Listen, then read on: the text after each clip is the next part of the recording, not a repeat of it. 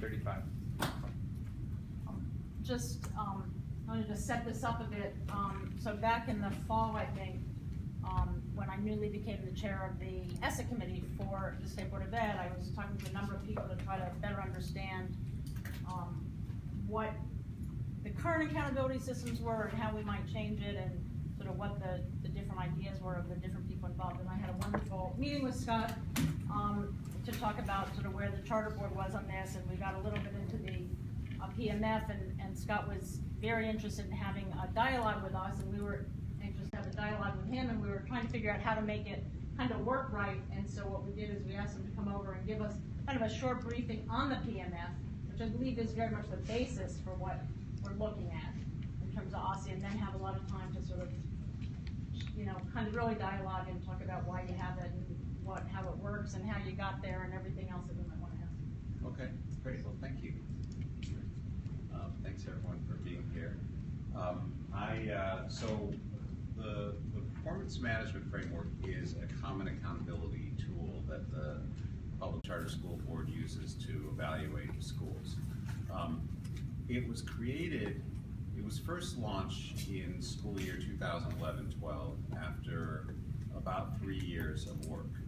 Now, of course, public charter schools have been around in Washington, D.C. since 1997, so for about 10 years, there was no common accountability. The idea was that each school, the law actually says that we need to evaluate each school based on its own goals. So schools have charters and they have goals, and we evaluate them based on those goals. But the board increasingly felt that this was not sufficient, that every school had different goals, but there must be some common benchmarks by which we could assess all schools. And that would be important not only for the board's own evaluation of schools and decisions, but it would also be important for schools themselves and for parents, because parents would be able to see at a glance what at least the Public Charter School Board thought about the quality of this school.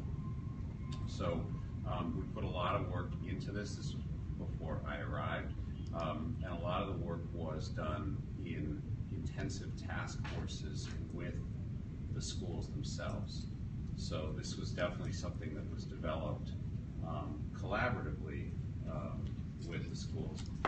Hello. Hi, how are you? Ashley. Hi, nice to meet you. Nice to meet you. Here you go. Thank you very much. You're welcome. I apologize for being late. Just getting started. In fact, it was so collaborative that they had developed a PMF that they were ready to roll out, and the schools, literally went on strike and said, if you do this, we'll sue you because we think it's such a terrible system. And the board pulled it back and spent a whole nother year with the schools to get it to the point where it was not only something that we felt was reliable and valid and fair and rigorous, but also that the schools felt was fair and valid. And so I think one of the advantages of our PMF, and it served us really well in this regard, is that it has a lot of credibility with the schools. The schools accept it and buy into it. And from time to time, since the PMF was rolled out, we have made tweaks to it. We've changed it, and we always do that with a lot of input from the schools. We have task force meetings all the time with the schools. So the PMF was first released for the 2011 school year. It was released in the fall of 2012. I mean, it was released in the fall of 2011 for the 2010-11 school year, and it's been released ever since. There was 1 year where we didn't tier schools, because it was the first year of the PARCC assessment.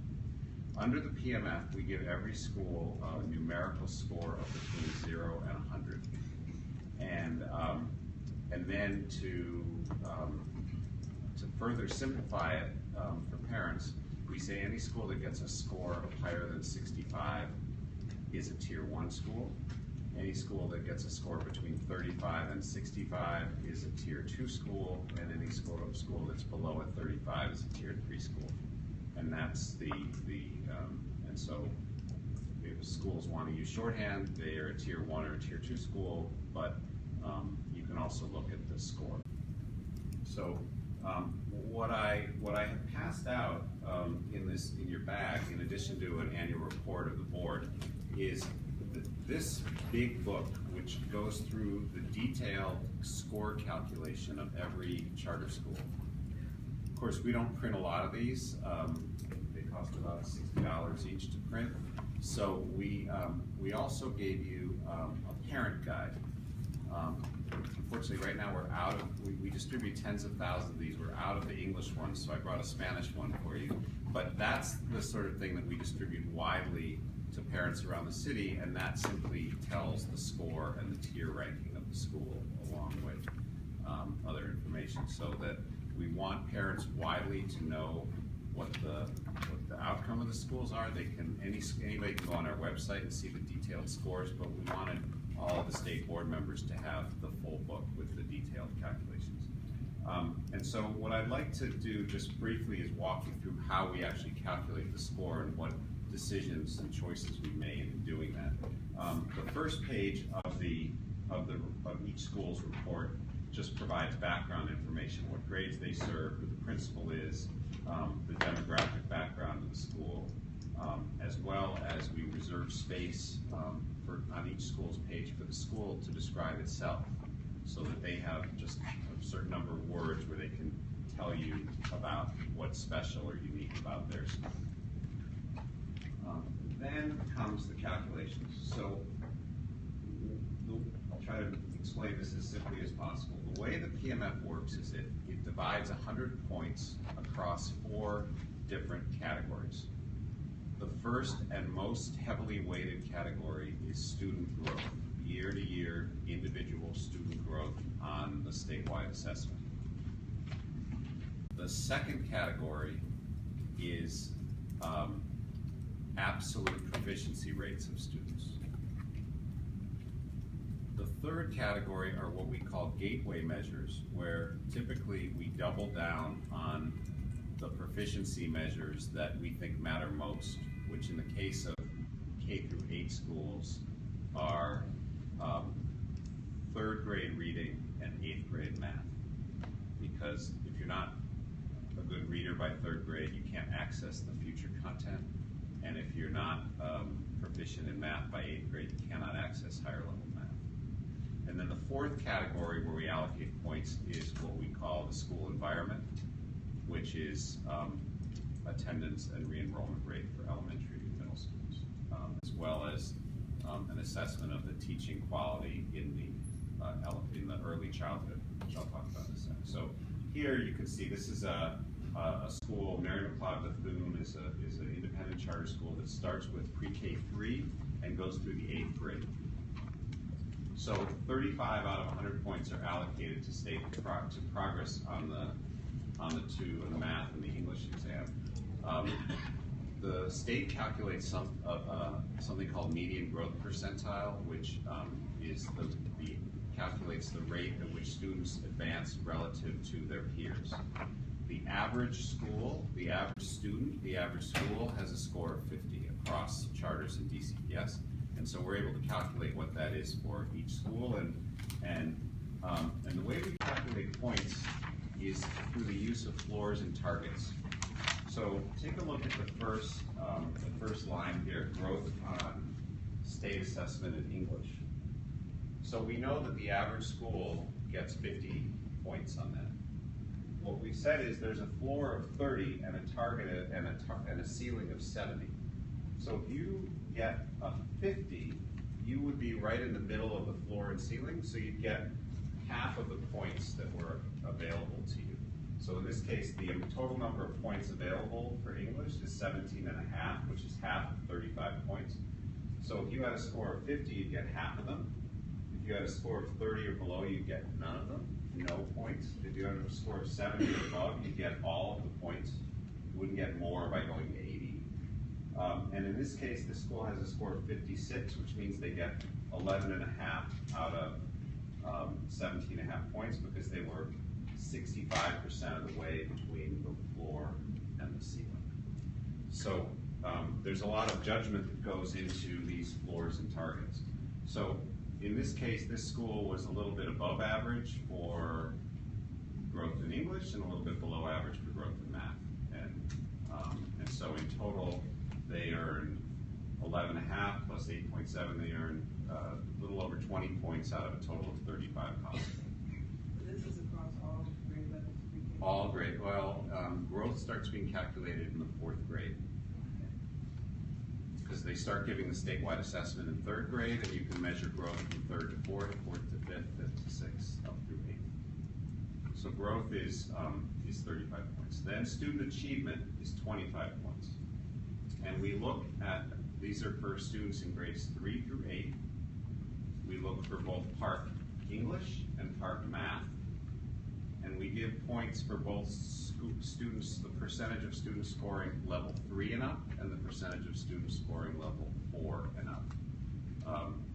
Level 4, as you know, is the statewide definition. I think you adopted it as college and career ready.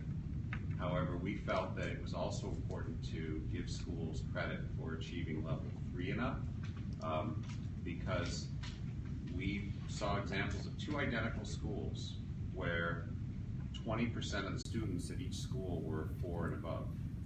But in one school, only another 15% were 3 and above. Everybody else was 1s and 2s. And in another school, 70% were 3 and above. And we thought those are 2 very different schools.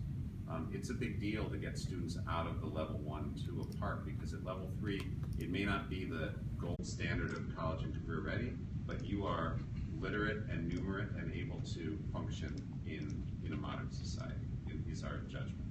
And so we rate schools. So in this case, a little over half the students were level 3 and up, and 20% were level 4 and up in part English. We give a maximum of 7.5 points for the 3 and up, and a maximum of 5 points for the 5 and up. We calculated floors and targets for 3 and up from 0 to 100. We said, you know what, we expect every student to be 3 and above. And we calculated the floor and target for 4 and up by saying the target, of which in this case is 56.1%, was based on, we looked at the distribution of actual results, and we said the top 10 percentile of our charter schools are achieving 56% of the students who are 4 and up, and so we set that as the target. 56% represents the 10 percentiles? The 90th percentile. The 90th percentile of our schools. For the 4 and up in English. And math is a little bit higher. So if this school, because this school achieved 53%, they got 4 out of 7.5 points on the 3 and up. They achieved 20% of their students were 4 and up, and so they got 1.8 out of 5 points, and so on through the math.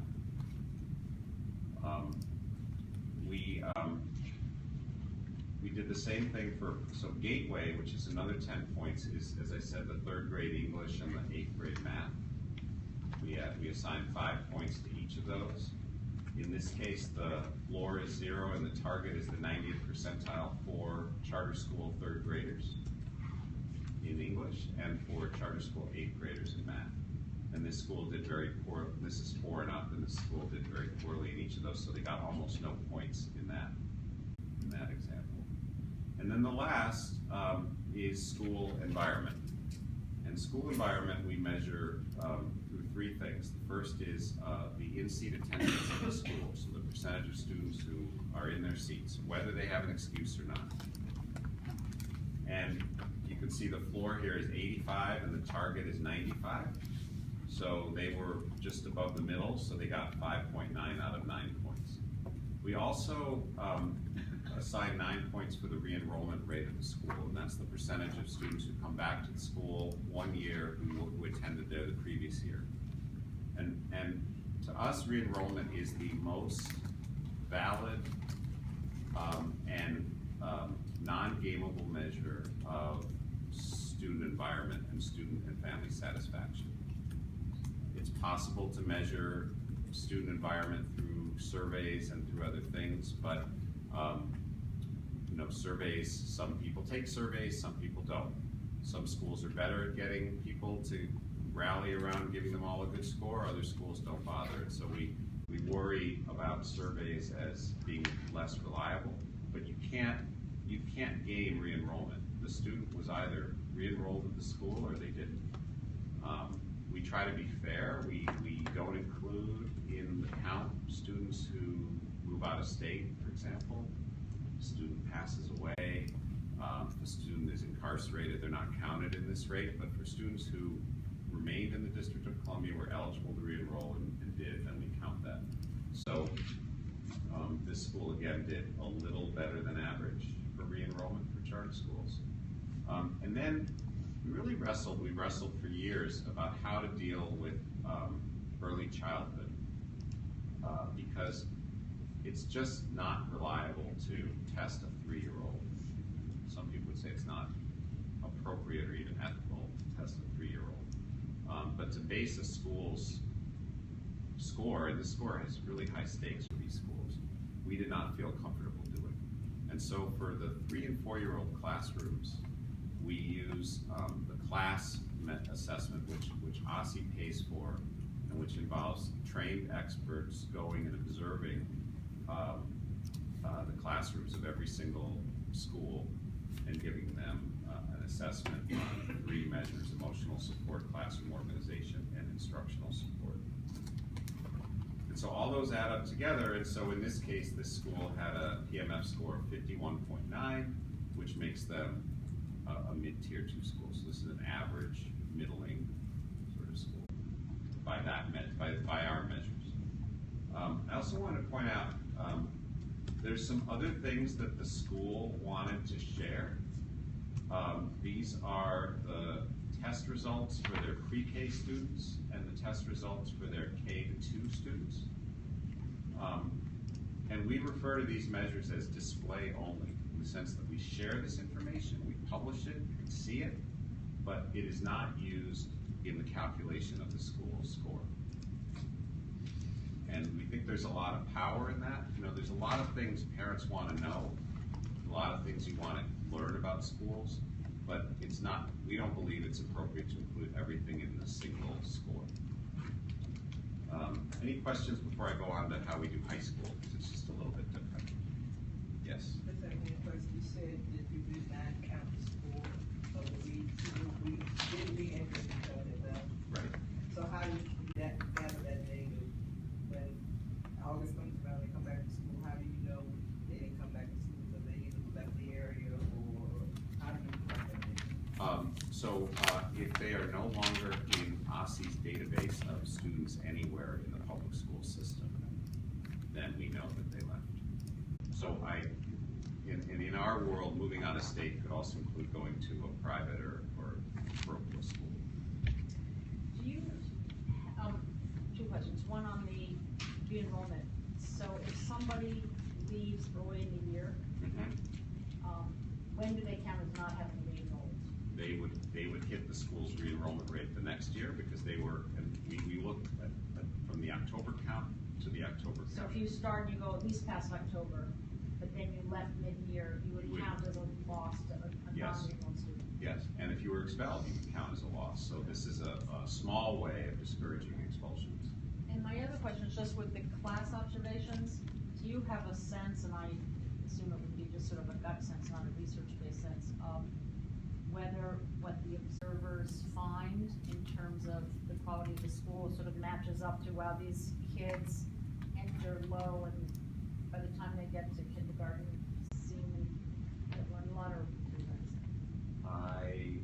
I do not, and we've been doing class now for I think 3 years, and these are students who are in pre-K 3 and pre-K 4,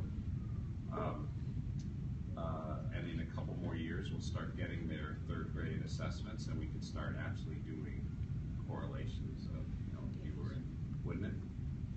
Yeah. Am I supposed to take questions from the audience? Unfortunately, there is no public participation in our working sessions. So you can let me know. You can let me know your questions afterwards, and we'll follow up. and Laura can hear something. Yes.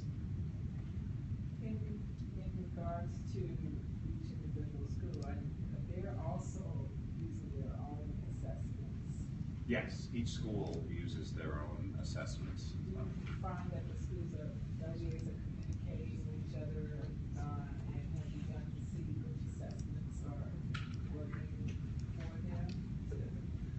Yes, in particular, a large number of LEAs have all started using the services of a national nonprofit called the Achievement Network. And what the Achievement Network does is they work with schools on the use of benchmark assessments and the use of data to inform instructions.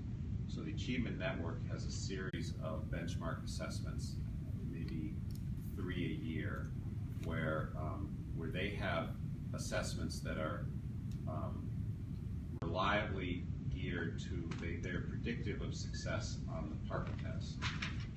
But more importantly, they give detailed information to the teacher about each student so that the teacher can say, all right, it's not just that this student is struggling in math, but this student is struggling in adding fractions, or this student is struggling in number sense, and in the sense of, the 10 is, put a 0, it's 10 times more, so that it gives very precise information, and then the teachers are able to target their instruction toward those areas, and then there's another benchmark assessment, and they're able to see whether they have made progress on those specific areas. And I see many of our schools working with the Achievement Network, and then by the fact that they're all working together allows them to create communities of practice where they can learn and share with each other.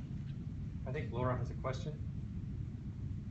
I do, thanks, and thank you very much, Scott, for being here. This actually is from my colleague Joe, who couldn't be here. He wanted to hear more about whether you have any predictors associated with re-enrollment, right? So something that would be able to anticipate causes for families not to re-enroll before you have that ultimate measure. His specific question was, are there ways you think the PMF could be improved, and what types of measures will provide insight into what causes families to re-enroll?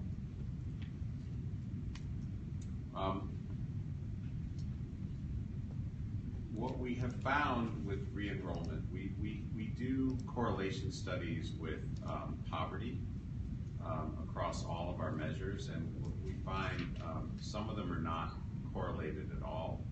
And some of them are very weakly correlated, and a couple of them are moderately correlated.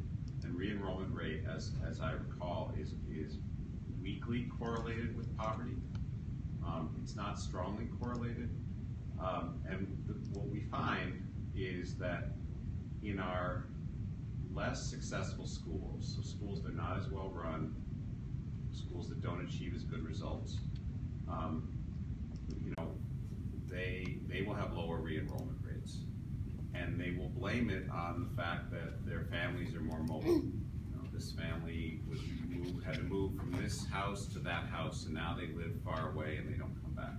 But when we see our highest performing schools, they serve a similarly economically situated set of families, but their re-enrollment rate isn't affected. And what that tells us is, if a parent knows they're in a really good school, they are going to make the effort to stay in that school, even if it means having a longer commute. But clearly, family mobility is an issue. Homelessness is certainly associated with mobility. One of the important decisions that was made about the PMF early on, and it's a very significant one, is that, first of all, there's no measure of the performance of subgroups.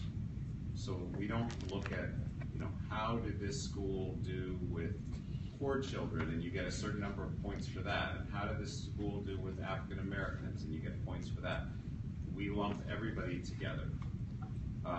And the second big decision that we made is that there's no grading on a curve with this test. So there's no sense of, for example, the floors and targets here. These are floors and targets for the entire city for proficiency. It's not that we say, well, we're taking English language learners and you had 20% proficiency there, but the target is only 30%. So you did well with English language learners. We don't have different floors and targets for different subgroups. And it has, from time to time, caused schools to complain about the PMF because they say, you know, our students are particularly impoverished, and you're comparing us with, you know, Basis or Washington U Ying, where they have a much smaller percentage of poor kids. And I guess I'd say three things about it. I think schools have some point, but our correlation studies have shown that it is very weakly correlated. Our PMF is very weakly correlated with poverty. And that's because we have lots of schools that are doing extraordinary work and achieving extraordinary results with low-income students. And that makes it uncorrelated because you've got a school that has 60% at-risk kids and they're a tier 1 school. And we don't want to essentially lower the bar and say, well, we only expect your black kids to do half as well as your white kids, or we only expect your low-income kids to do half as well as your high-income kids. We think that by setting that bar low, it discourages schools from reaching for what we see some of our schools achieving. So that's but that has been a constant, you know, kind of issue. Yes. Looking at the different tiers, obviously there are very few schools in the tier 3 ranking. Do you see any particular indicators with these particular schools that would put them in the tier 3 ranking, such as like they're all new schools, or as you can say, poverty is not an indicator for these schools because there's several schools that are tier 1s, but is there anything that correlates these schools that you guys have seen to make them a tier 3? So I guess I would say the reason that there's so few tier 3 schools is because we tend to close tier 3 schools. Right. So there have been many more tier 3 schools that are no longer around. I would say that what they tend to have in common is that they are either not particularly well run, or they have had a rotating parade of school leadership and they've never been able to get ahead of it. I'm not sure that I've ever analyzed all the tier 3 schools to say whether they are more likely to be low income or more likely to be kids of color. I mean, the thing about our charter schools is that only 4 or 5% of the student body is white.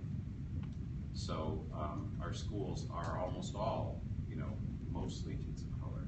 And almost 80% of our student body is qualified for free and reduced lunch, which is much higher than DCPS. But, you know, we do have a handful of schools where it is more diverse, and I cannot think of any of those that have ever been tiered. Okay. Scott, I actually want to move it on, but I'm going to break my own rule. Okay. To just ask you this question. You just gave a statistic about how many of the kids in the charter sector are school lunch, but how many are at risk? And we've had this conversation where the school lunch. 50, it's the same as DCPS. It's like 50 something 58% or something. Is at risk, and then compared to what at the, because I want to come back to this later, compared to what was this, the free and reduced lunch that you gave? 78%. Okay. We can come back to that. Sorry, can I come back for 1 second, Scott? Was there anything you wanted to add or mention about the improvement question? Yeah. Is there anything you think should be improved? Were you saying it should break out by some group? No, we don't think we want to do that. Some of the areas that we have thought about improvement are, first of all, the tier 2 category encompasses a very wide range of quality. It encompasses schools that are 1 point away from being tier 3 and schools that are 1 point away from being tier 1, and they, you know, they are very different schools. It has you know, I visit a couple of schools a week, and it's always remarkable to me how the feel of the school is a pretty tight correlation with the tier ranking. So one thing we've thought about is breaking tier 2 into high tier 2, medium tier 2, and low tier 2, tier 2 plus, tier 2 minus, to indicate a school that's virtually tier 1 versus a school that's virtually tier 3. We'll get into the high school in a sec, but it's been very difficult to calculate growth for high school. And so in fact, we just met today with folks from the College Board about whether it could be possible to measure growth from the PSAT 9 to the PSAT to the SAT. So that, because right now, well, it's been this way forever, that, you know, students are only tested once in 10th grade, and there's a 2-year gap between the 8th grade and the 10th grade test, which makes it already difficult to calculate growth. And then because the state has decided that 10th grade math is just geometry, it's just a kind of a crazy thing to be measuring growth, student growth for an entire high school based on that. So those are 2 examples of areas where we also are questioning whether, again in high school, whether the weight we give to graduation is too low, the graduation rate. So I'll just go through very briefly and show you an example of a high school high school performance management framework. So this is Thurgood Marshall Academy. You can see we show all the PMF scores going back to 2012. This has been a consistently tier 1 high school located in Ward 8. Yes, it is. Oh, right there. I forgot. I wasn't thinking of you when I. Okay, so this is their PMF. So the first thing is we show growth. Now, in this year's PMF, growth data was unavailable for high schools from Park. Very frustrating to us. So we were required to give a PMF based with no growth, which is something we do not want to continue with. We assign 25 points for student achievement. Again, the 7.5 points for 3 and up, and 5 points for 4 and up. One thing that we've been thinking is, should we, as schools get more comfortable with the park, as our expectations as a city grow, should we change that weighting? Should it be equal weighting for 3 and up and 4 and up? Should it be a little more weighting for 4 and up than 3 and up? But at this point, and so, you know, here's a school where 3/4 to 4/5 of their students are 3 and up in English and math, and roughly half are 4 and up in English, and a third, 28%, 4 and up in math. The gateway, if you recall on the K-8, the gateway was 3rd grade reading and 8th grade math. Here, there's a lot of things that we put in gateway. The first is the graduation rate, and we give points for the 4-year graduation rate as well as the 5-year graduation rate. And we have considered whether we should give even more weight to the, well, we already give more weight to the 5-year graduation rate. We do not want schools to push kids through, or schools that have made the decision and the student to take a little extra time to graduate. We don't want to overly penalize them for that. We give a lot of weight to PSAT and SAT performance. And this is an area where we thought, well, maybe we should give a little less weight on that and more weight on the graduation rate. The way we calculate this is the percentage of students who score above an 800 divided by the total number of students in that grade. So if there were 100 students in the 12th grade, and there were 70 students who got above an 800 on the SAT, then the school would get a score of 70 points. We also give points for the college acceptance rate, and we give points for every student who earns an AP score of 3 or up, an IB score of 4 or up, or achieves a college credit through a dual enrollment program. And again, the way we do that is we add up all of the students who achieve that, and we divide it by the population of the senior class. So even if a student achieved it in 10th grade, they would still be divided by the senior class. And so, in this case, the floor is 0 and the target is 45%. For schools that have a CTE program, we also give points for that. As with other schools, we give points for in-seat attendance. You can see you may recall from the Bethune example, the floor was 85 and the target was 95. Attendance is harder in high school, and so the floor in this case is 82 and the target is 92. This school, Thurgood Marshall, had attendance of 93.7, so they were above the ceiling, so they got all of the available points for that measure. Re-enrollment, again, the targets are a little bit lower. And then finally, with high school, we actually go in and audit every student's 9th grade transcript, and we count what percentage are on track to graduation, because that is a key leading indicator. If a student is off track in 9th grade, they are very unlikely, they are more unlikely to graduate. And so we track the percentage of their 9th graders who are on track. And that's how we calculate that. And then we also have a new PMF that we've done for adults. I'm not going to walk you through that, but I did want to, one of the key issues with the adults was that they were very focused on what they called mission-specific goals, right? They said, look, we're doing something different here, and we want you to measure us. And it's something we've struggled with the PMF for a long time. A lot of schools felt very strongly that they should be measured based on their achievement of something that they thought was important. And we ultimately decided that we would display mission-specific goals. So in this case of Academy of Hope, they do a survey of program satisfaction. And we display that, but we do not include it in the scoring. And the reason we don't is because some schools' mission-specific goals are easier to hit than others.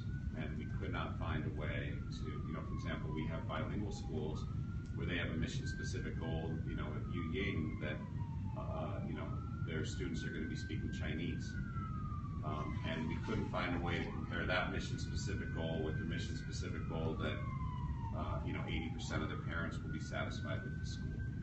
And so we made the decision, and not all of our schools are happy about it, that mission-specific goals would be displayed but not counted in the score. So that is that's the PMF. I'll just say a few things. First of all, I think it's been a real benefit. It's been a real benefit to PCSB because it gives us a consistent way of measuring schools, and we use it all the time. If a school comes to us and wants to grow, we have a policy that says if you're a Tier 1 school, we'll let you grow. If you're a Tier 2 school, it's many more hurdles, and chances are we won't let you grow. So it's been helpful to us. We think it's been very helpful to parents, and we see evidence that Tier 1 schools have longer wait lists, have more people applying to them. Tier 3 schools struggle to fill the seats, and so by us sending this signal of school quality, we're helping drive parents as choosers to what we consider to be higher quality schools. Yes, Mark? How do you deal with schools that have different levels, so maybe a middle school and a high school component? I mean, 2 schools in particular have different levels, and also have 2 different tier ratings. How do you deal with those schools to try to solve some of those issues? Do you deal with that staff specifically? We provide different levels of supports and interventions with the different schools, and then at times, for example, with Perry Street, that school was up for renewal, and we found that their high school didn't meet the criteria, and their K through 8 did. So we closed the high school. So that school is now a pre-K through 8 school without a high school. We did the opposite with Maya Angelou. We felt that their high school met the standard for renewal, but the middle school didn't. So we closed the middle school, and that school is now just a high school. Thanks for that. We think it's been helpful to parents, it's been helpful to us, but the other thing that's really impressed me is the effect it's had on the schools themselves. So if you talk to most, if not all, boards of trustees of charter schools. And there's 65 separate boards around the city, comprised of parents and civic leaders and volunteers. Almost all of them will tell you that their strategic objective for their board is to be a Tier 1 school. That is organizing them, and so they start paying attention. Well, how do we become a Tier 1 school? Oh, well, if we boost our re-enrollment rate, then our points will go up. So what do we have to do? Why are people leaving? And so the schools start systematically focusing on the components, and we think that that's been a real engine for improving schools. So I'll stop there. I have more to say, but I think I should open it up to questions. All right. Well, let me start. And thank you so much, and thanks for leaving the time for questions. So there's a bunch that's so interesting to me. I mean, the way in which you engage people to develop this, I think, is so great because that leads to the buy-in. One thing you didn't talk about, but sometime in the future, I would love to talk about is how the inspection system is used to sort of really get more of a qualitative view of the school. So regardless of what's going on in the scores, you have a way to check it. Yep. So there's a lot to deal with here, but I want to focus on one set of things which is related to the new citywide, the proposed citywide common accountability system, which you guys would come under and DCPS would come under. Right. And one of the things, there's two things that have come up with us a lot, and I heard you mention one, and one I saw here. One is there's a lot of concern among us, I would say, about insufficient weight on growth. And you noted it in particular in the high schools, that the proposal has 0 weight. And I know you have this conversation with the College Board. I wonder if anyone thought about going from PSET to SAT, if that's a way of doing it? Yeah, so we think you could go from 8th grade reading and math to 9th grade PSAT, 9th grade PSAT to 10th grade PSAT, and then From Park 8th grade to 9th grade? it's not impossible. Yeah, that's testing experts I've talked to have thought that all of that was possible. Yeah.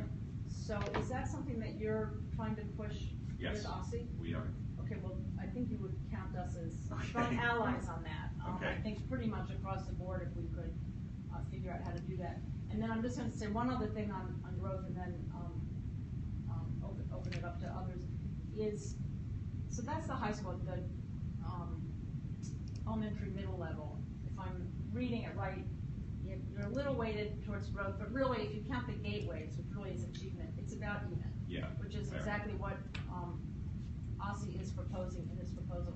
But one thing, and again, we've been talking about it, and I've been talking to sort of a lot of testing people, and I think there's a pretty broad consensus that the proficiency scores are super correlated with income and everything else, and that if you weight a half of your judgment on proficiency, you're really going to, in a way, inaccurately measure schools. And I know there's this whole thing around, sort of talked about this whole thing around the Betsy DeVos hearing, where some of the pro-charter groups were saying that, if you focus too much on proficiency, the wrong schools may receive accolades or sanctions. And I'm just wondering how you have experienced that, having had that, and what what you think about increasing the weight on growth as a way to really accurately identify the schools that are really pushing kids forward and not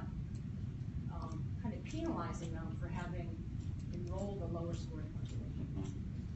Well, for the last 2 or 3 years, we have done correlation studies with the overall PMF as well as the components of the PMF.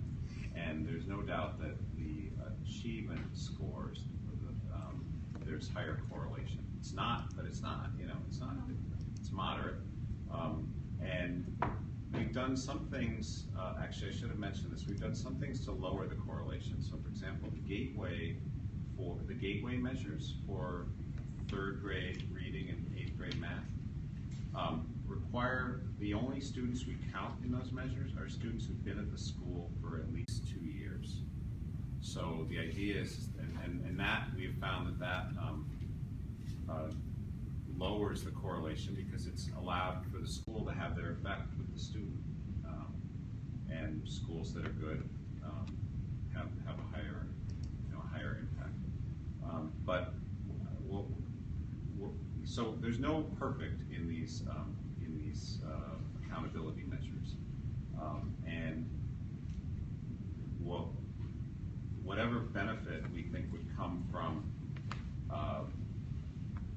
lowering the measure of accountability or weighting accountability or scoring it differently for different subgroups, we think would be outweighed by the cost, which is you put less emphasis on it. Right, but even lowering the, at some point, basic achievement matters, right? That's what is going to determine whether you can succeed in school, whether you can be an engineer, whether you can be a nurse, and I think we have always been reluctant, despite the fact that there is some correlation, to saying that that's just not that important.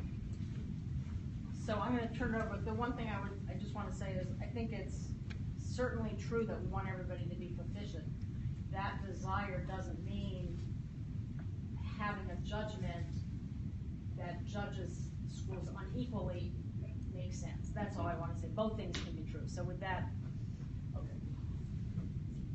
I know we've been back and forth about this, but it is true that in underserved populations, growth is less.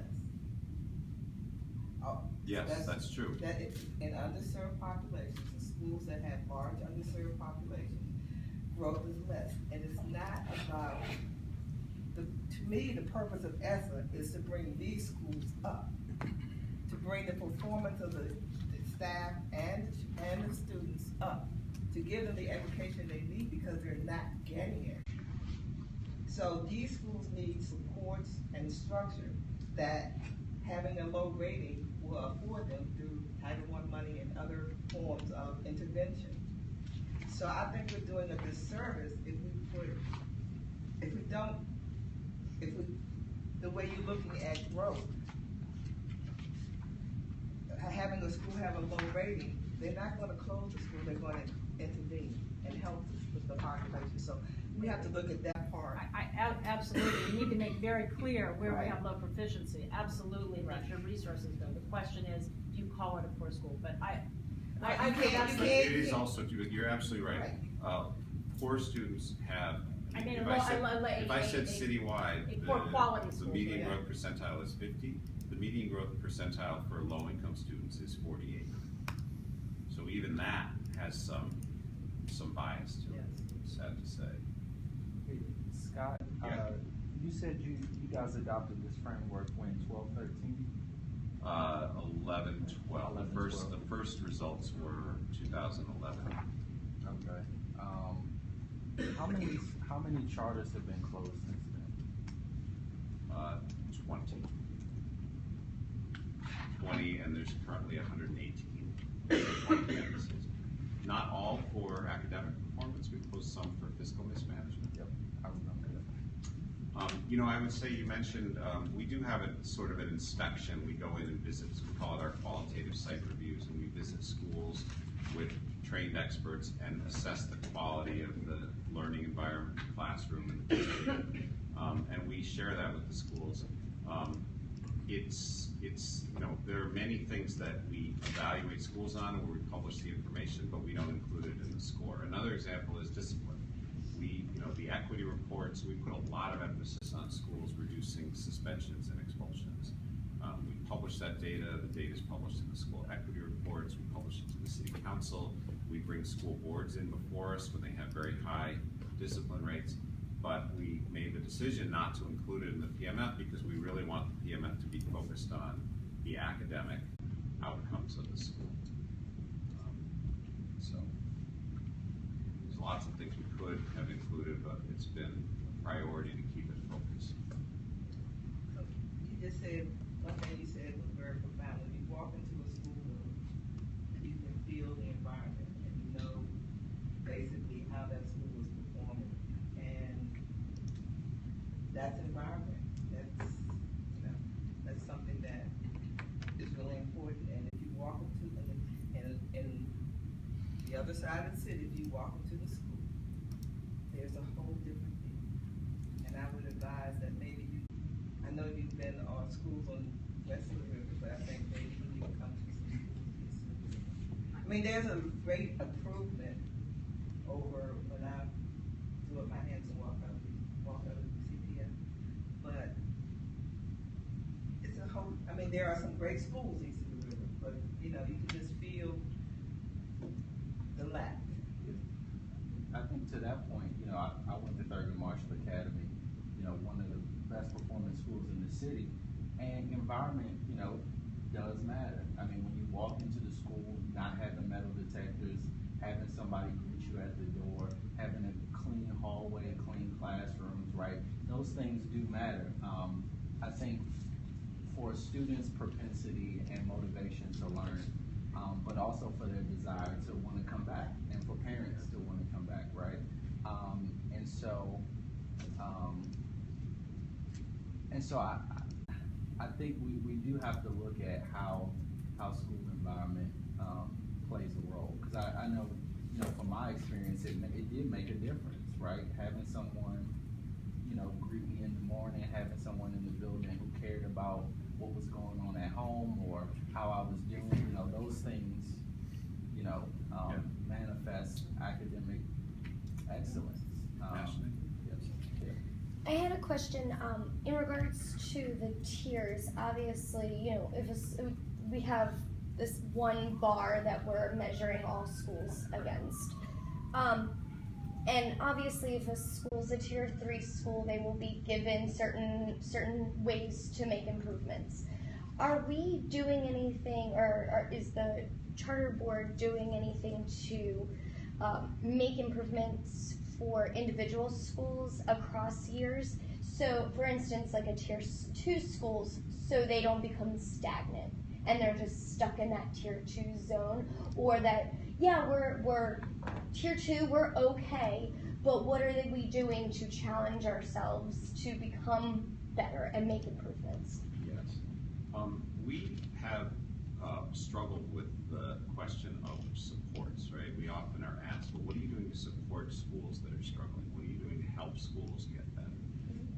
And part of the, I guess, part of the philosophy of charter schools is that each one is its own school district, and that we as the authorizer need to hold them accountable. We need to have a high bar. We need to make sure they comply with the law. We need to make sure they act as public schools. But what I worry about is, you know, what does support look like, right? If I go in and say, oh, I see you're struggling, maybe you should use this curriculum, or maybe you should, you know, hire these teachers, or maybe you should have a longer school day, then I'm starting to not so much act as the authorizer of the school, but I'm starting to act like the school board of this, because the school will likely do what I say because they don't want to be closed. Right. I just didn't know if you guys set and so we struggle with that. So we try to do things that are broadly supportive. So, for example, we put on conferences in conjunction with Fight for Children to bring in speakers and professional development experts in various things, such as classroom management, such as differentiated instruction, and so that's made available for schools. We go to great lengths to take the data we get back from them and analyze it and crunch it and feed it back to the schools, so that the schools and their boards are aware of what's going on. I mean, the equity reports that we worked on with OSCE, we actually see one of the great, most important consumers of those reports and of these PMF reports is the school boards themselves. I used to be on a charter school board before I moved to Washington, D.C., and I kept being told by our school leader that everything was going great. And then, you know, we almost got closed. And I had no idea, because typically in charter schools, the boards get all their information provided by the school leader. And so they're not able to act the way a board of a company or a board of a nonprofit should act, which is when they see things not going well, they respond. And so by providing all this information about the performance of each subgroup through the equity reports, suspensions, expulsions, attendance, and giving that to the boards, we think we're empowering them to be better boards and help improve the schools. So those are some of the things that we do. But can't say that we go in and say, you know, here's this great curriculum or here's this resource. We do, you know, one thing that I believe that one of the things that makes charter schools strong is the network of nonprofits that support them. I talk about the Achievement Network, but there's, you know, there's many, many more, the New Teacher Project or Teach for America or College Success Foundation. There's all these groups that help them. And I've been a strong advocate for you know, state support for these nonprofits so that they're strong and thriving. So there's various grants, I think $2.5 to $3 million that specifically go to nonprofits supporting charter schools. So it's up to the charter school if they want to avail themselves of them, but they're there to help them be strong. Another example would be the special ed co-op. So it's up to the individual charter school if they want to set goals for themselves to succeed higher than what they were the previous year. It's up to them. Okay. Yes, exactly. So if I'm reading the PMF right and understanding right, I think that the total of testing, both growth and achievement, is 70%, with the rest being 30% K through 8. Is that right? It depends on the school and the configuration, but that's about right.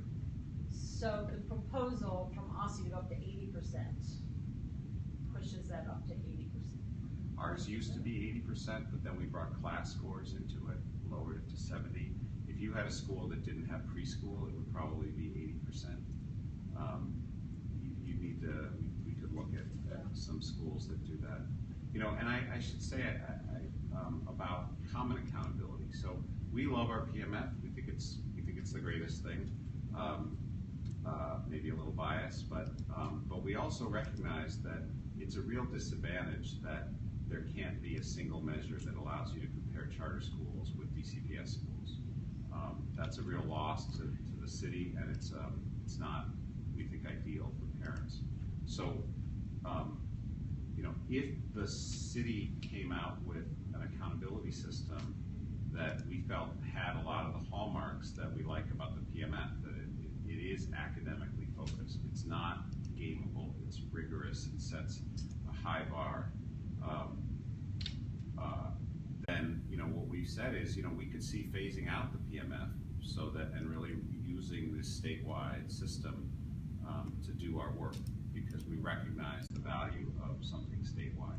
But we've sort of withheld a commitment to do that, you know, until we see what it looks like, because we know what we've got, and we think it's good, and we don't want to just commit to giving that up until we know it's But coming. it sounds like a 70% on test would not be a stumbling block because you had 70% on test. Correct. Yeah. I'll do this because I have a long list, but I don't want to be the only one to go here.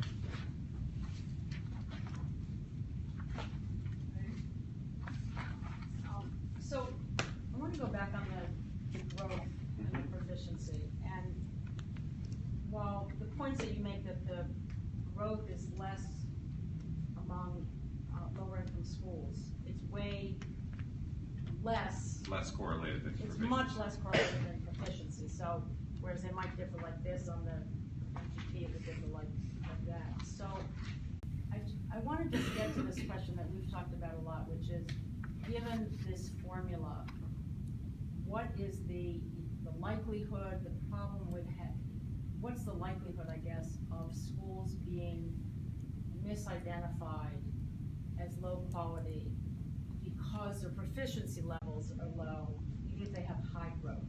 So I want to ask it to you in two different ways. One, it seems like one thing you could do, and this is what's interesting in the inspection, and maybe it's a place where, is if a school had sort of low numbers, that it could set a trigger, maybe, that would call for some sort of inspection. And so then somebody could kind of go in.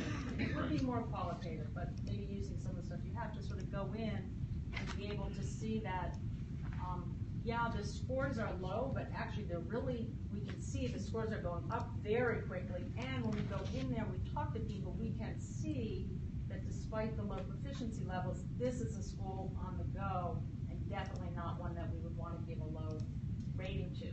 Right. Could you, I mean, is that something that you've done? Can you see using something like that?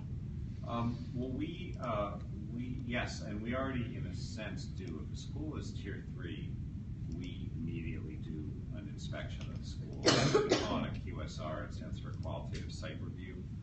All of them are posted on our website, so you can see them, and we assess the quality of the teaching and the classroom environment, and things like that. We do that for every school, at least every 5 years. And I guess what I would say is it's probably the correlation, the moderate correlation between income and proficiency probably means that it's somewhat harder to be a tier 1 school. Not impossible, because we have many tier 1 schools that serve very high low-income population. I would point you to a lot of the KIPP schools, the DC prep schools, Friendship, Will Pierce would be some of the examples of that. If you have high growth and the poverty of your population is holding down your proficiency, you might end up being a tier 2 school. I think it's very unlikely that you would be a tier 3 school. And one of the reasons that we've thought about differentiating tier 2 is that you might be a high tier 2 school, and that the student population may be holding you back from being a tier 1 school. But if high tier 2 had some status to it, that would help address that issue. Speaking of tiers, do you, being that you just mentioned that tier 2, breaking it into 3, would it make more sense that it's more than 1, 2, 3, but a 5-tier where it makes more? Yeah, and I could see the state saying, A, B, C, D, E, or stars or something like that. Yes, I mean, we've often, we've got tier 1, we've thought about breaking tier 2 into 3 tiers. You have tier 3, so now you're at 5. And, and then, there's schools that are, there's tier 3, and then, between 30, we've had schools that had a PMS score of 8. Just absolutely chaos in the halls and no learning going on at all. And those schools are gone now. Yes. Looking at the tiers, how often do you see schools move, and do they move fluidly between tier 1 and 2? Obviously, I would hope tiers between 2 and 3 wouldn't move frequently, but move in between 1 and 2. So we have schools move, and it's one of the things that has been a surprise to me over the years in this field is that there are a few schools that just are consistently great, but boy, every school is like one bad year away from a real stumble. If you have a great school leader and that school leader leaves and you make the wrong hiring decision, it can really affect the school. We've had schools go from tier 1 to tier 3. We've had schools go from tier 3 and climb up and be tier 1. Friendship, Will Pierce is an example of that. They were tier 3. They put an amazing school leader in, Jeffrey Grant, who just has worked that school day and night for 4 years, and he's done it. And how often do you see that ebb and flow? I see that occasionally. I'll tell you what we do. We have certain schools that are like right on the line of tier 1 and tier 2, and one year they're tier 1, the next year they're tier 2, and those edge cases are always hard. Okay. But we definitely see schools. An example of that would be we have a bilingual school, Elsie Willow Stokes. Some years they're 65.8. Next year they're 64.2. 1 year they were tier 1, and so we do have some schools like that. You talked about the correlation with income. The other issue complaint we hear from some of our schools, just to be totally candid, because I know you're struggling with these, is special education. We have a wonderful school called Creative Minds that really focuses on providing outstanding service to students with disabilities. And Creative Minds is a tier 2 school, and I think they believe that they should be a tier 1 school And, you know, and part of the issue is student growth. And they point out that, you know, some of their students are, you know, have severe learning issues, and so we should be measuring student growth differently.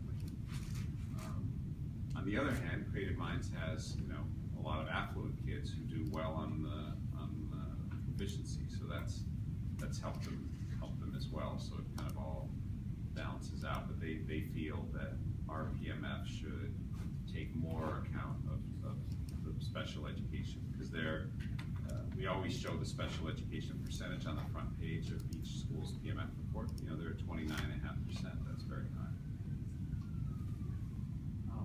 I was going to say, I guess at the point where schools become tier 3 and you do the qualitative assessment, I guess what comes after that, kind of in between that initial assessment and what inevitably at some point would be closure? Is there anything that you do with the school in between to try to salvage? And how long usually would that, customarily, how long does the school sit in tier 3 before you consider closure? So the law requires us to do a deep dive, high stakes review every 5 years, and it's quite rare that we would close a school out of cycle. You know, that, oh, you're tier 3, but you're in your 8th year, so we're closing. We will usually wait until the 10th year and give a school a chance, because we want to assess their performance over 5 years. We recognize that schools have rises and falls and stumbles. But typically what we'll do is, the minute a school has really low results, and it doesn't have to be tier 3, it could be low tier 2, it could even be high tier 2 if the school used to have a PMF of 80 and now it's down to a PMF of 60. You know, and you know, we'll ask their, so when we have situations like that, we will ask the board to come in and speak with our board and just help us understand what's going on.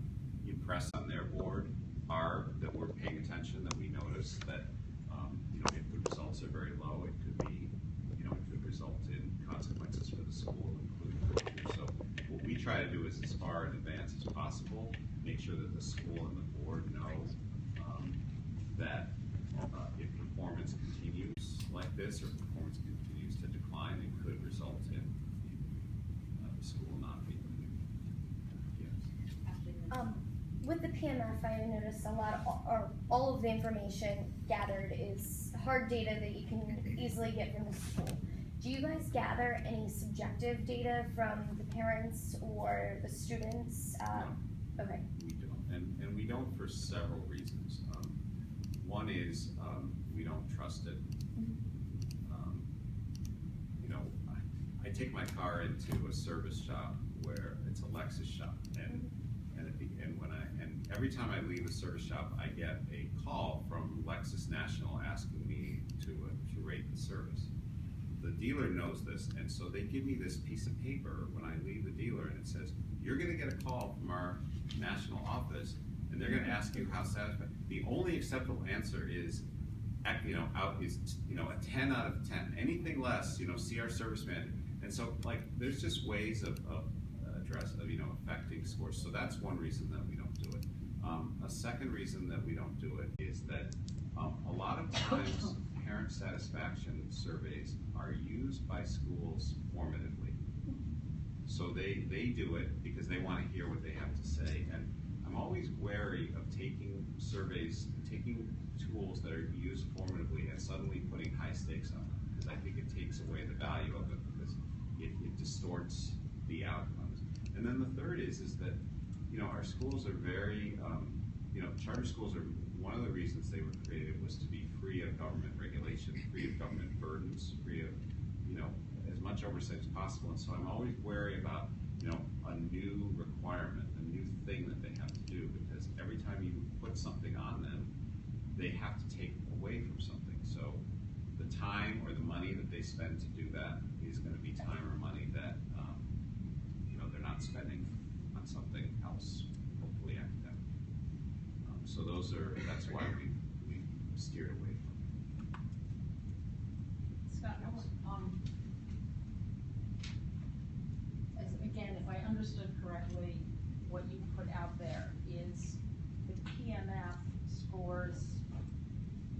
plus PERC scores at a higher, you get more points for that. You get additional points for having Yes. 4 plus. But if you have 3 plus, you're doing Yeah. well. Yeah. And the new system from Aussie, I believe it almost switches that. Where Yes. most of the points are coming from 4s, and you can get a few extras for having the 3s. It's almost opposite. And I'm just wondering, between that, which I imagine would have a big effect potentially, between the switching of the way grad rates would do and the way, the difference at the high school level with the growth, I imagine there's gonna be a lot of differences. I just wonder, have you guys modeled at all what the effects of all this will be on your schools and how that will kind of fall out? Yeah. So the short answer is no, because we haven't seen a proposal out of Odyssey that has sufficient specificity that we can actually model. So we keep waiting for it. And then that's the plan. And then we can, yeah, and then we'll want to see how correlated it is, and we'll want to see, where does it differ? Because there's maybe some places where it differs, we're like, yeah, actually, maybe that's actually more fair. But if they're wild, for example, the current state accountability system, which was developed under the ESEA waiver, has these wild differences with our PMF. I mean, we closed a school that, one of their defenses when they were trying to convince us not to close them was that they were, an OSCE reward school, right? And that was for reasons that were crazy. So we do want to look at that. One of the reasons that we give more points to the 3 plus than to the 4 plus is because it's even more correlated with income when you look at 4 plus than 3 plus. And we wanted to reduce that correlation. One other question, like, when you talk about the fluctuations, how you did now, but also later, and that schools would, I forget how you put it, but one thing I wonder is, do you guys do anything with rolling averages? So, because tests do go back and forth, and it doesn't necessarily mean the school has flipped up and down that much. So do you do maybe 2 or 3 year averages and sort of base the? We do for growth. Do for growth. Yes, we use 2 years of averages because that growth, that median growth percentile has been shown to have some volatility to it. So we do it for that. That's the only one. But not for the proficiency. Do you not have a lot of volatility on the proficiency rates? No. The only place where you can get some volatility is we have a few schools that end in the 3rd grade. And so they only have, so the proficiency is only the 3rd grade. And, and if it's a small 3rd grade and there's only 22 kids, and, you can just get a different population through there, and you can see so Eagle would be one example of that, school, early childhood academy. So that's where we can see it. Or sometimes, a school that's growing, so they grow a grade a year, so one, for the first year, all they have is a 3rd grade. Well, then the next year they have a 3rd and 4th grade. So you can get some volatility during those early years.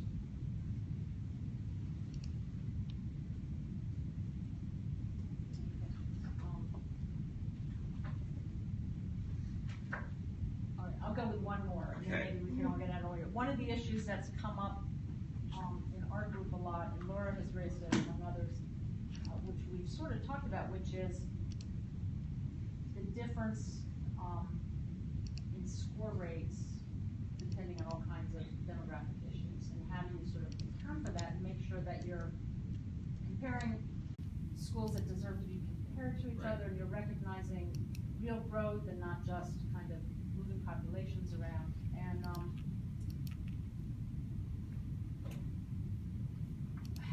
And there's this huge difference between identifying students as free and reduced lunch versus the different categories within at risk. In other words, Yeah. you could be a free and reduced lunch student with a super income and you're at a community eligibility school versus being essentially on temporary assistance.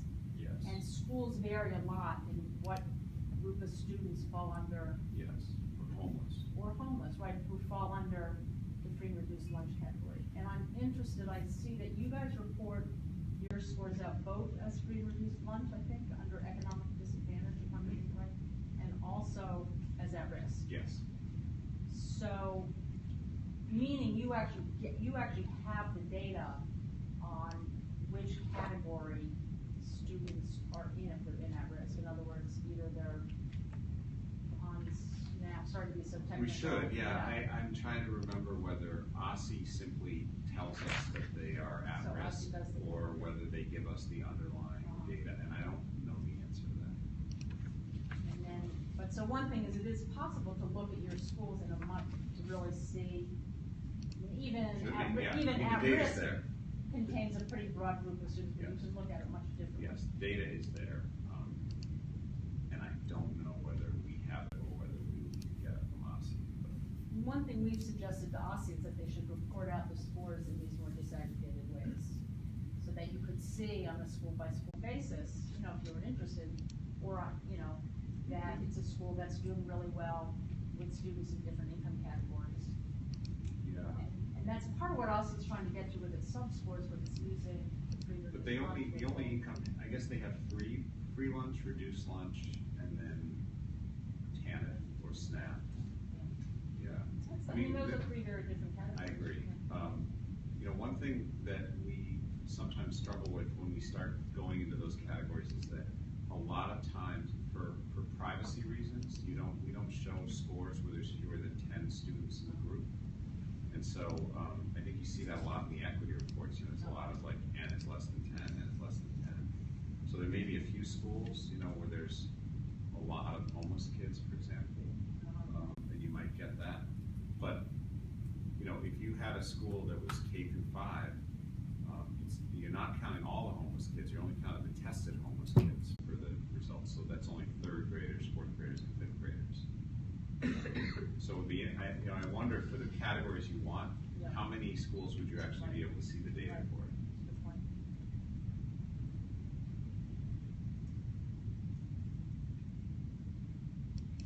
Okay. Nothing else? Marcus, do you have So one? I brought one for every state board member, so maybe you can. Sure. I'll take a I straight can out get of the that office. together. Do you have a question?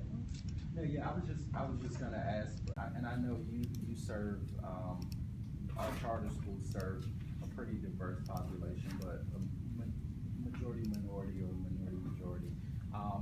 But you're not necessarily opposed to the statewide model of targeting certain subgroups to gauge their performance. We don't love it, honestly, but I think we're not fighting it. I think they're keeping it to what, 20% of the total score. Is that As of what I- right now. Depends what your subgroups are. It's like 5% for economic disadvantage, 5% for Black, 5% for Latino, and 5% for BLL or something. Is that right? And special ed, so maybe it's 25%. You know, I think we're, you know, this represents a different sort of approach, which is not to do that at all, but I think we've accepted that, like, that's the direction that the city's going.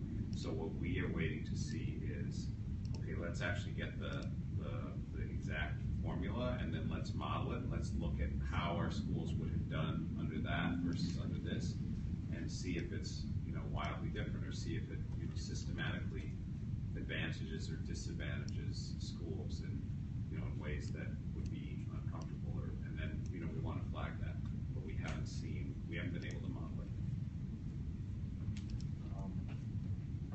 Has there been a discussion about doing community-specific data? So for the performance of maybe your certain schools within a certain community or a certain ward or a certain neighborhood, so that you know how you're serving those kids in that specific neighborhood? You know, because our schools are all citywide schools, and most of them do draw pretty broadly. I'm not sure.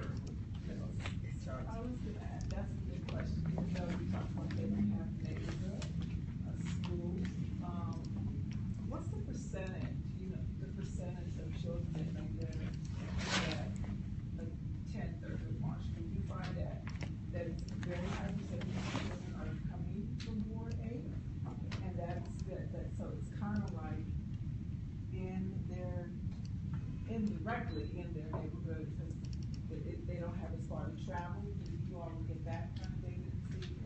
do. In fact, on our website, this is one of my favorite parts of our website.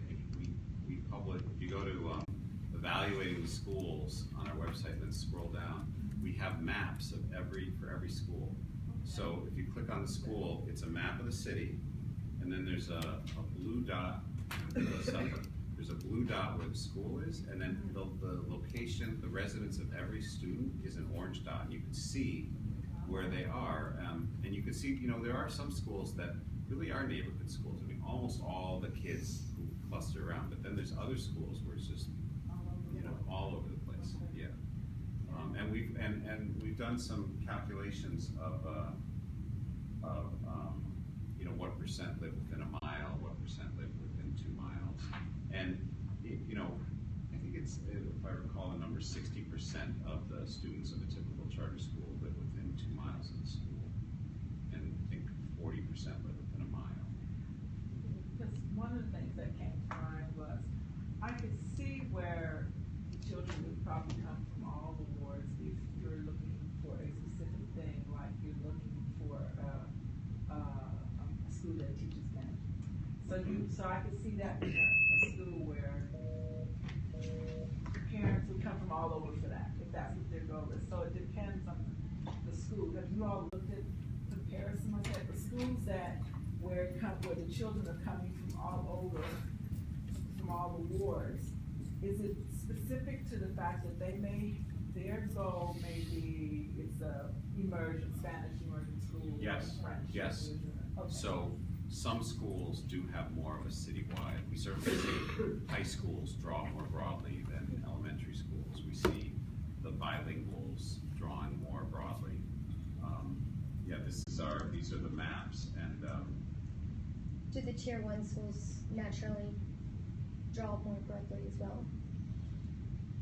Or would a family not necessarily. Okay, so a family would be more willing to choose a tier 2 school because it's closer to their house. In fact, I think isn't that what there was just a study that kind of roughly said that, I think. Okay.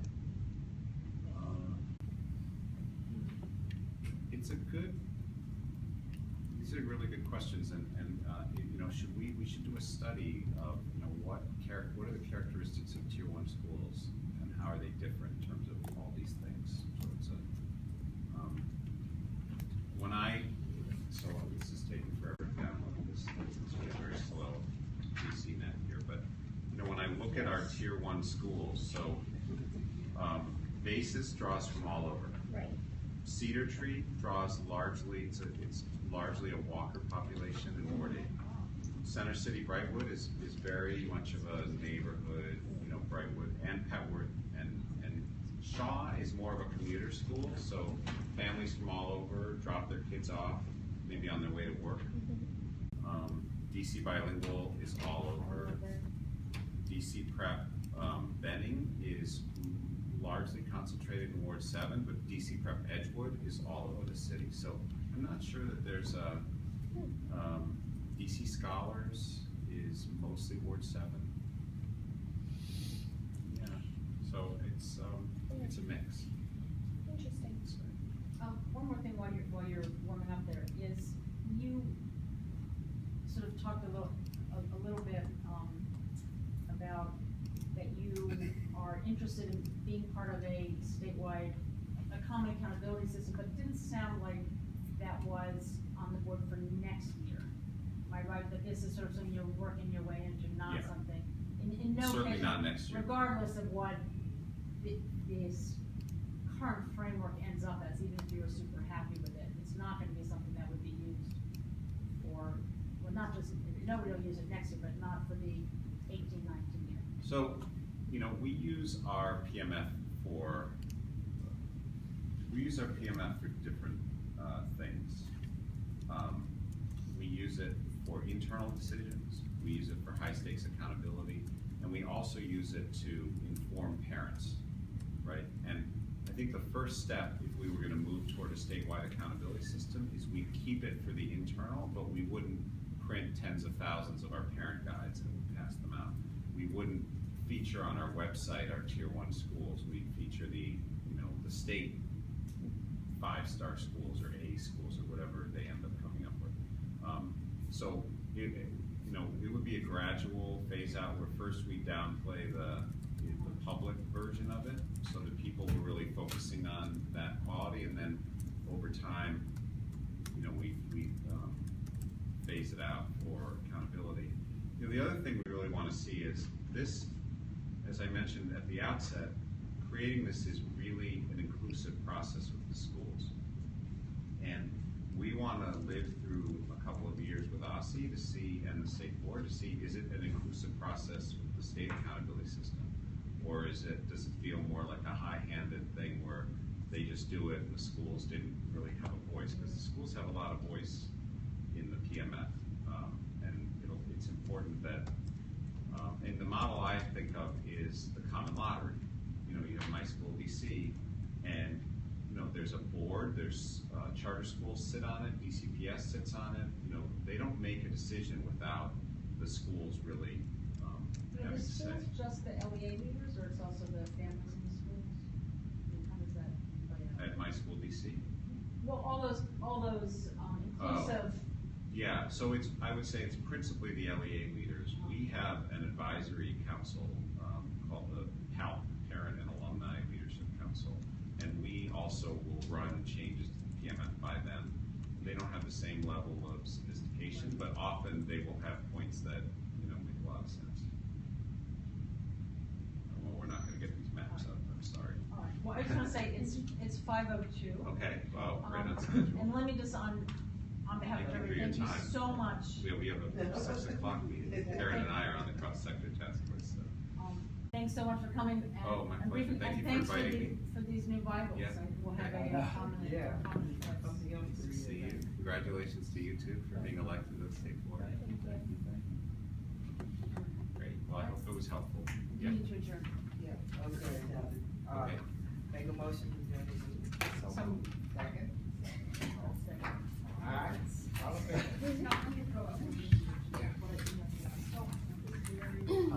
I also have this, and I just emailed